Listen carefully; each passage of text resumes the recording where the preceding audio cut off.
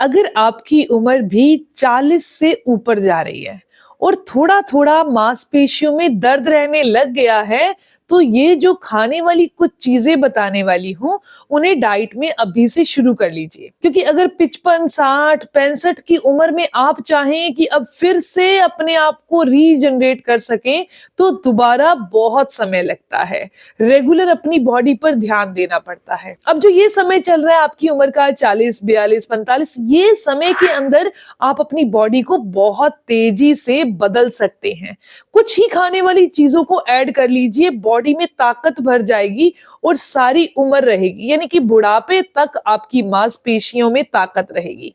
अभी कोई इंसान ये कहता है कि कोई बात नहीं, दर्द है गोली खा लो, थोड़ा सा ही तो दर्द है गोली खा लेते हैं, थोड़ा सा ही तो दर्द है ये दवाई खा लेते हैं, पर इसका सीधा सा असर है, आपका दर्द दब रहा है, ठीक तो हो नहीं रहा, ये आप भी जानते हैं।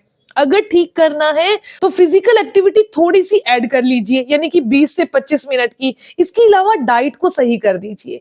जिंदगी में कभी भी मांसपेशियां दर्द नहीं होंगी।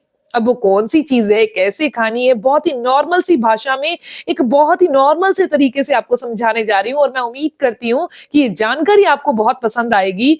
बस आपसे एक छोटा सा रिक्वेस्ट है कि आप वीडियो को लाइक जरूर करिए और एंड तक देखिएगा, क्योंकि आपको सारे स्टेप पता चल सके कि मांसपेशियां कमजोर होती क्यों हैं। और भाई ये सिंपल सी चीजें जो आप ही के घर पे मौजूद है और मांसपेशियों को इतनी ज्यादा ताकत दे देती हैं। ध्यान से सुनिए, मांसपेशियां सिर्फ प्रोटीन से नहीं बनती, मांसपेशियां बनती हैं सही पाचन, सही समय, सही कॉम्बिनेशन से। अगर खाना पच गया तो वही खाना ताकत बनेगा, अगर नहीं पचा तो वही खाना गैस, कफ और थकान बना देगा। इसीलिए आज मैं आपको बताऊंगी ये चीजें मांसपेशियों की ताकत के लिए कैसे रामबाण साबित होती हैं। एक लाइन में एक और चीज आपको बतानी है, अगर मांसपेशियां ढीली हो रही हैं, आप फोन हाथ में करेंगे तो ऐसा लगेगा कि हाथ थक गया, चेंज कर लूं। बाजू ऊपर करेंगे 1 सेकंड, 2 सेकंड, 5 सेकंड, 10 सेकंड, ऐसा लगेगा कि अभी नीचे कर लूं, यहां से दर्द हो रहा है। इसका मतलब मांसपेशियां टूट रही हैं और कमजोर हो रही हैं। इससे रिपेयर करने के लिए खुराक को अच्छा करना ही होगा। और अगर आप ये सोच रहे हैं बैठे रहें और खुराक खाते रहें फिर अच्छी हो जाएगी, तो नहीं, क्योंकि जो खुराक खाई है उसको मांसपेशियों को लगवाना भी है। ये नहीं है पेट में गया और सुबह फ्लश आउट। तो इसके लिए कुछ एक्सरसाइज भी साथ में करनी होगी। तो सबसे पहली चीज है दूध और घी। दूध मांसपेशियों की मरम्मत करता है और घी उस मरम्मत को अंदर तक पहुंचाता है। रात को सोने से 30 से 45 मिनट पहले 1 गिलास गुनगुने दूध के अंदर आधा चम्मच देसी घी मिला लीजिए। ये मिश्रण रात भर मसल्स की रिकवरी करेगा, नसों को चिकनाहट देगा, पिंडलियों की जकड़न को कम करेगा। दूध कभी भी फल के साथ, नमक के साथ या नमकीन चीज के साथ नहीं लिया जाता। दूसरी चीज आती है बादाम और अखरोट। बादाम और अखरोट को रात को पानी में भिगो दीजिए और सुबह खाना है। मसल को ऊर्जा देता है, अखरोट नसों को ताकत देता है। सुबह उठकर 2 भिगे हुए बादाम और 1 भिगा हुआ अखरोट ले, ये कॉम्बिनेशन मसल और नसों दोनों को मजबूत कर देगा। ज्यादा मात्रा में लेने से भारीपन हो सकता है, इसीलिए बस कम मात्रा में लेते रहिए। तीसरी चीज है मूंगफली। मूंगफली सस्ती लेकिन मसल के लिए बहुत दमदार है।